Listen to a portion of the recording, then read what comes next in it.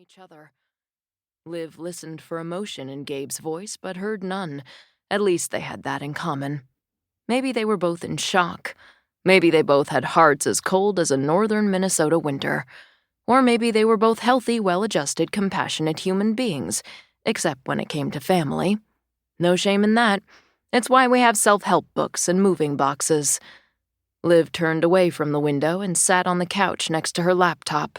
She scrolled through Facebook and said, "Diana told me Mack had been acting strange lately." "What does that mean?" said Gabe. "Strange how?" "She said Mack seemed anxious, nervous, couldn't sleep. Weird, right? And that he talked about us a lot." "That is strange," said Gabe. "Mack wanted nothing to do with us. How did Diana sound?" "Destroyed," said Liv. "Totally destroyed. Her husband died."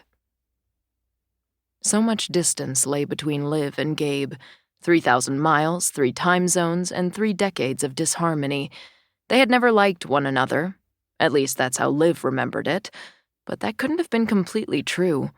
Their brother Mack was half a generation older and rarely around. Their parents were busy running the family resort, leaving Liv and Gabe to fend for themselves. Liv and Gabe must have found a way to get along at least some of the time. And yet, after graduating high school in consecutive years, they each moved away from northern Minnesota. Liv went east, Gabe went west. They'd seen each other only a handful of times since, a handful of times in the past 20 years. Gabe said, "When's the funeral?" "Thursday," said Liv. A short pause, then. "I wonder why Diana called you." Here we go, thought Liv.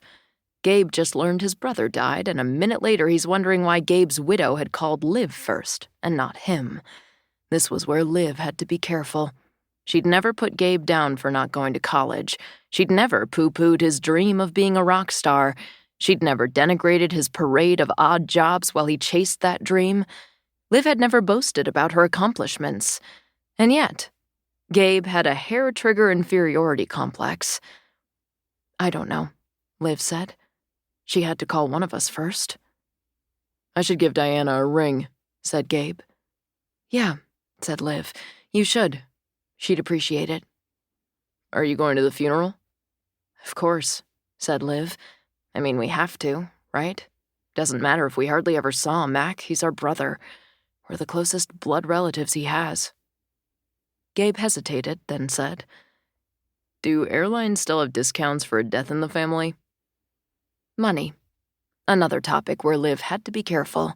Liv and Gabe weren't friends in real life, but they were on Facebook, which allowed her to peek into his world, if only voyeuristically. In the photos he'd posted, he never wore anything nicer than jeans and a t-shirt. His apartment appeared small and modest.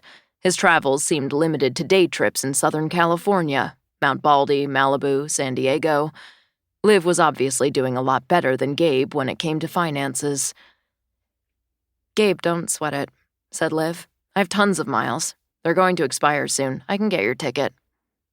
"Really?" "No, not really. Last year, Liv cashed in 300,000 miles to fly Cooper and herself to Paris first class." "Yeah," lied Liv. "Use 'em or lose 'em. I can get your hotel, too." "Thanks," said Gabe. "Appreciate it." Yeah, of course." Liv heard her husband's footsteps on the narrow wooden staircase leading up to the 3rd floor. Their townhouse was 30 feet deep and 20 feet wide and 200 years old and, Liv often thought, the foundation of their relationship. They'd lucked into Bedford Street in their mid-20s. They'd pooled every resource they had and then some to buy it. Liv couldn't imagine living anywhere else. She was about to call out to her husband when her laptop dinged. She looked at her screen and saw the notification. It was an email from Mack Alstrom. Mack Alstrom, her and Gabe's older brother. Their older brother who had died hours ago. Liv's throat went dry.